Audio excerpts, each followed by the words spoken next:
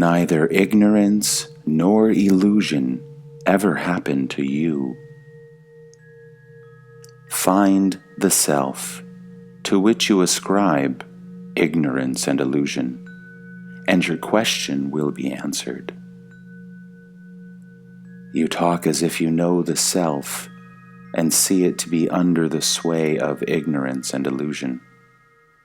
But, in fact, you do not know the self, nor are you aware of ignorance. By all means, become aware.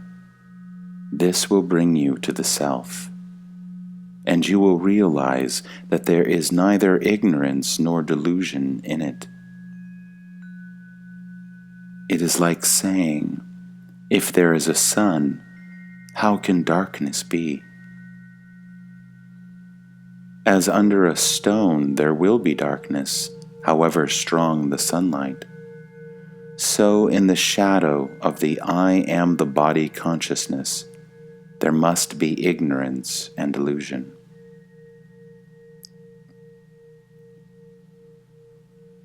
But why did the body consciousness come into being? Don't ask why, ask how. It is in the nature of creative imagination to identify itself with its creations. You can stop it any moment by switching off attention, or through investigation.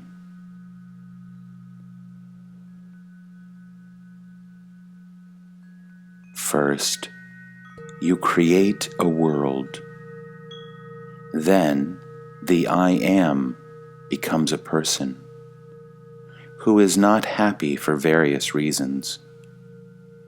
He goes out in search of happiness, meets a guru who tells him, "You are not a person. Find who you are." He does it and goes beyond.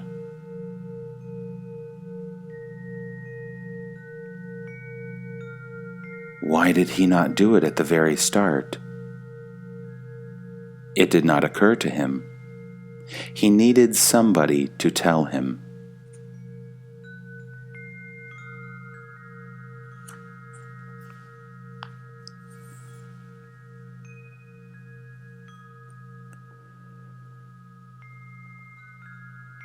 Why do Indian teachers advocate inactivity?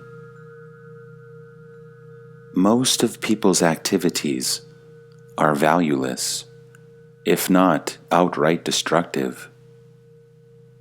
Dominated by desire and fear, they can do nothing good. Ceasing to do evil precedes beginning to do good. Hence, the need for stopping all activities for a time, to investigate one's urges and their motives. See all that is false in one's life. Purge the mind of all evil, and then only restart work, beginning with one's obvious duties. Of course, if you have a chance to help somebody, by all means do it, and promptly too.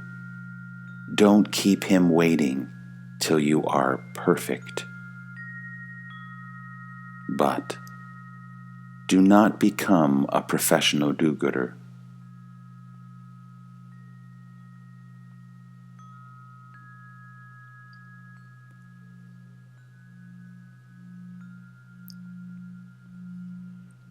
What are the fruits of self-awareness? You grow more intelligent. In awareness, you learn. In self-awareness, you learn about yourself. Of course, you can only learn what you are not. To know what you are, you must go beyond the mind.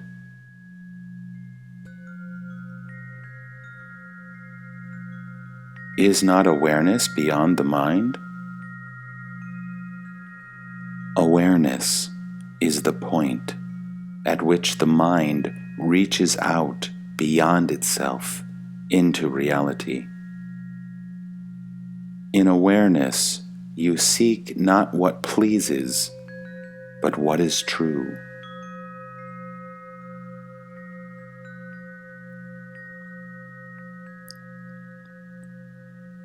Have you felt the all-embracing emptiness in which the universe swims like a cloud in the blue sky?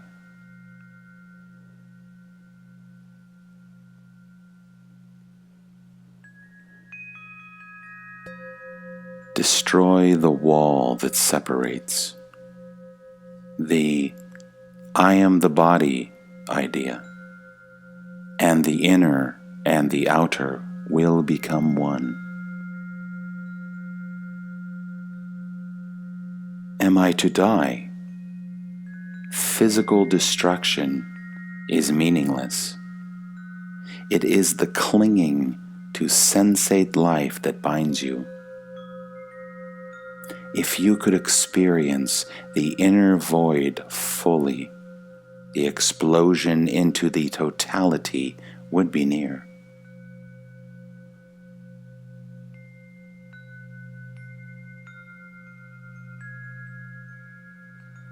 All changes in consciousness are due to the I am the body idea.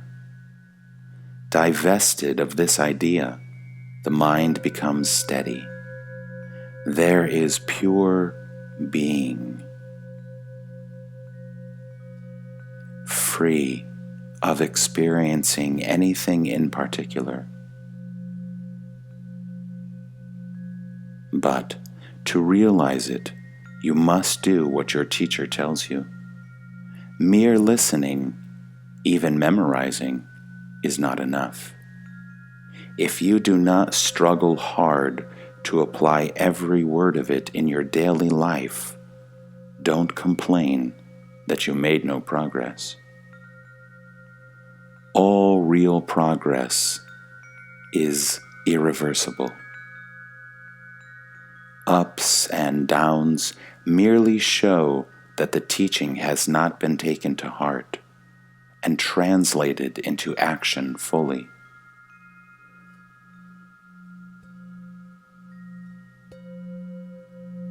As long as you believe yourself to be a body, you will ascribe causes to everything. I do not say things have no causes. Each thing has innumerable causes. It is as it is because the world is as it is. Every cause in its ramifications covers the universe.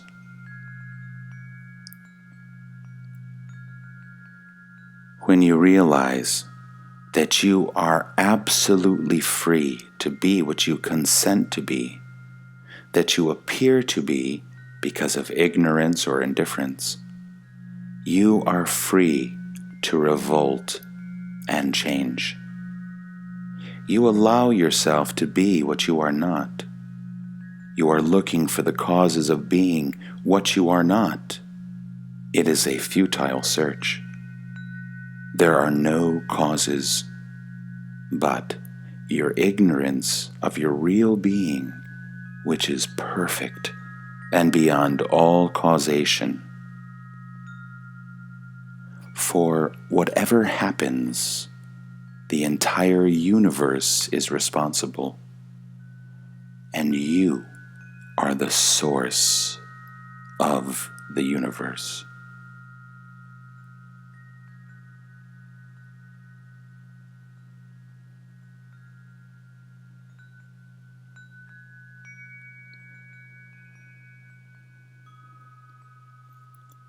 You concentrate, you meditate, you torture your mind and body.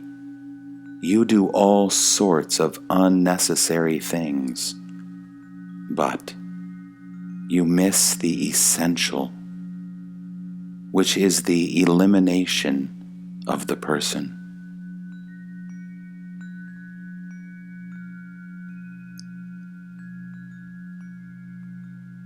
To me, all delay is a waste of time.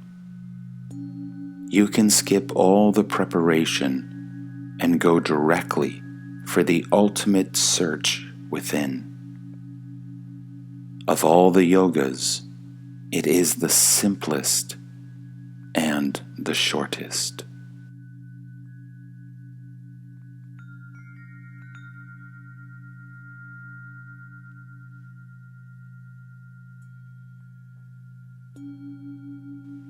Immobility and silence are not inactive. The flower fills the space with perfume, the candle with light. They do nothing, yet they change everything by their mere presence. You can photograph the candle, but not its light.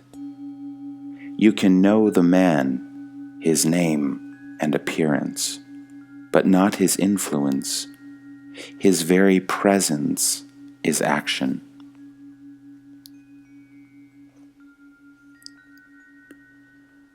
Everybody wants to be active, but where do his actions originate? There is no central point. Each action begets another, meaninglessly and painfully, in endless succession. The alternation of work and pause is not there. First, find the immutable center, where all movement takes birth. Just like a wheel turns round an axle, so must you always be at the axle, in the center, and not whirling at the periphery. How do I go about it in practice? Whenever a thought or emotion of desire or fear comes to your mind, just turn away from it.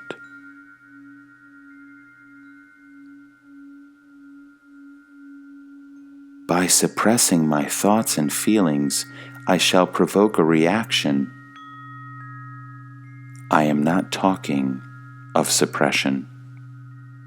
Just refuse attention.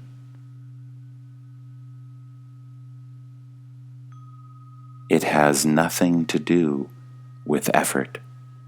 Just turn away.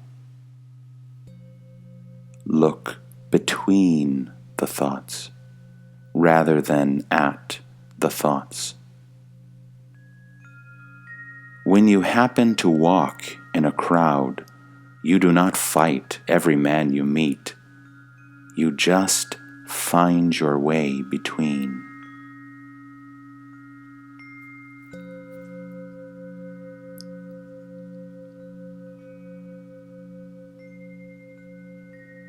When you fight, you invite a fight.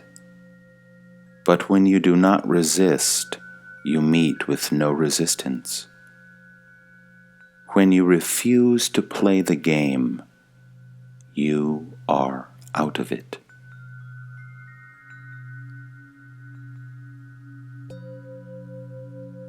How long will it take me to get free of the mind? It may take 1,000 years, but really, no time is required. All you need is to be in dead earnest. Here, the will is the deed. If you are sincere, you have it. After all, it is a matter of attitude. Nothing stops you from being a Yoni here and now, except fear. You are afraid of being impersonal, of impersonal being. It is all quite simple. Turn away from your desires and fears, and from the thoughts they create, and you are at once in your natural state.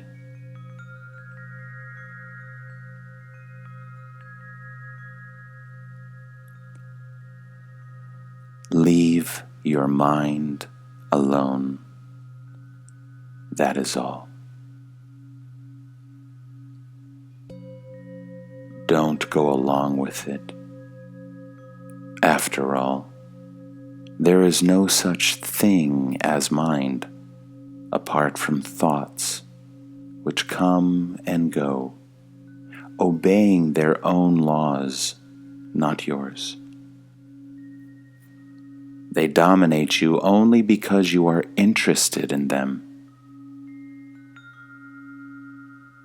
It is exactly as Christ said, "Resist not evil. By resisting evil, you merely strengthen it."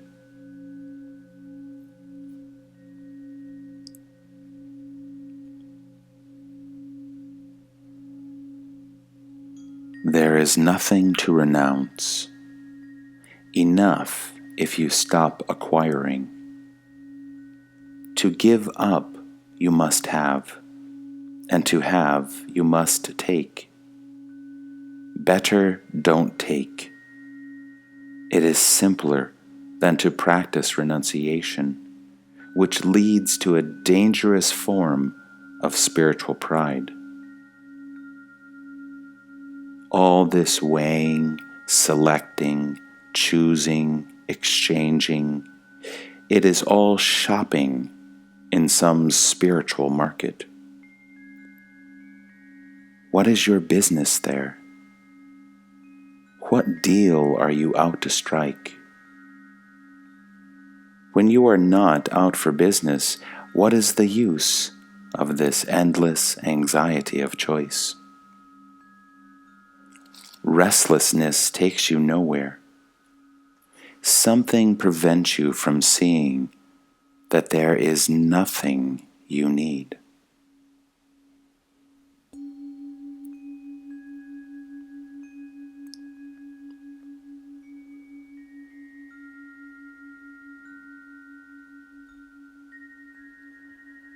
The sense, "I am a person in time and space," is the poison.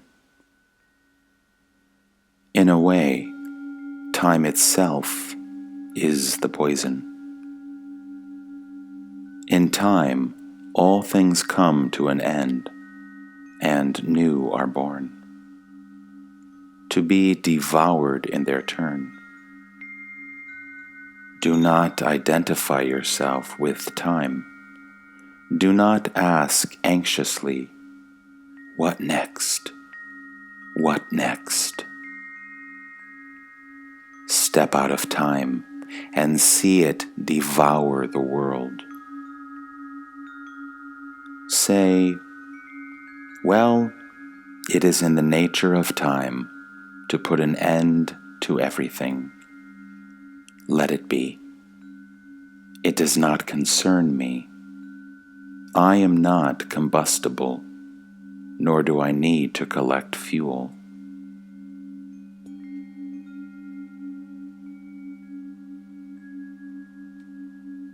Can the witness be there without things to witness? There is always something to witness.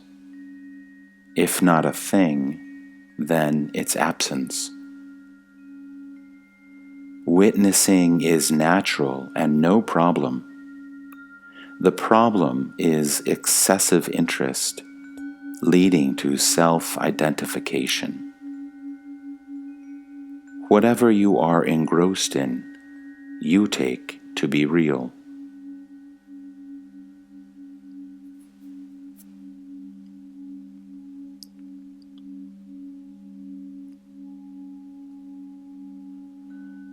What is pure,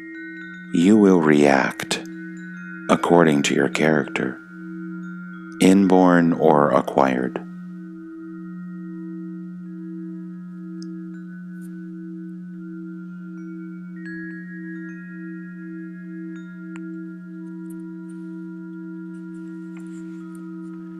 A jeweler who wants to refashion an ornament first melts it down to shapeless gold. Similarly, one must return to one's original state before a new name and form can emerge. Death is essential for renewal.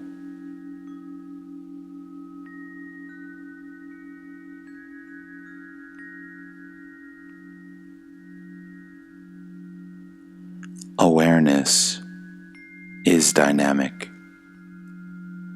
Love is being. Awareness is love in action. By itself, the mind can actualize any number of possibilities. But unless they are prompted by love, they are valueless. Love precedes creation. Without it, there is only chaos.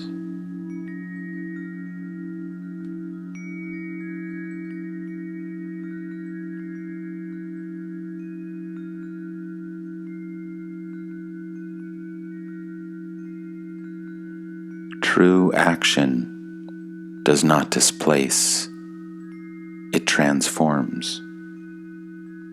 A change of place is mere transportation. A change of heart is action.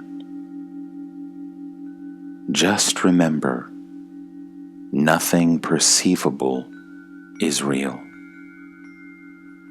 Active is not action. Action is hidden, unknown, unknowable. You can only know the fruit.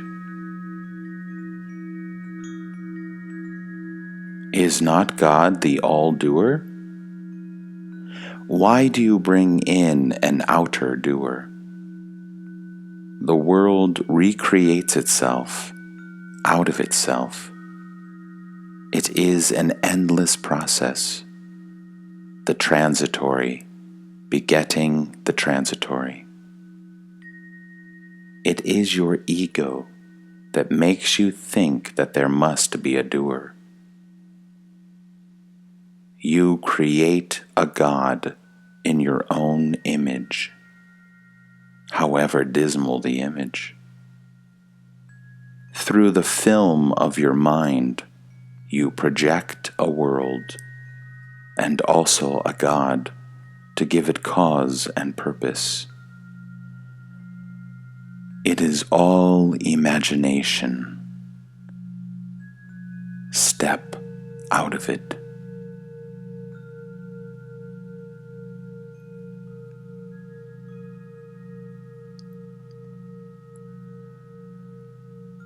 This is the mystery of imagination, that it seems to be so real. You may be celibate or married, a monk or a family man. That is not the point. Are you a slave of your imagination, or are you not?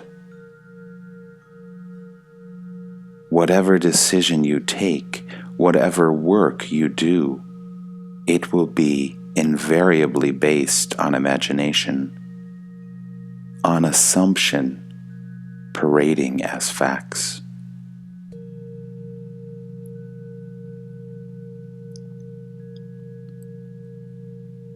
Here I am sitting in front of you. What part of it is imagination? The whole of it. Even space and time are imagined. Does it mean that I don't exist? I too do not exist. All existence is imaginary. Is being too imaginary?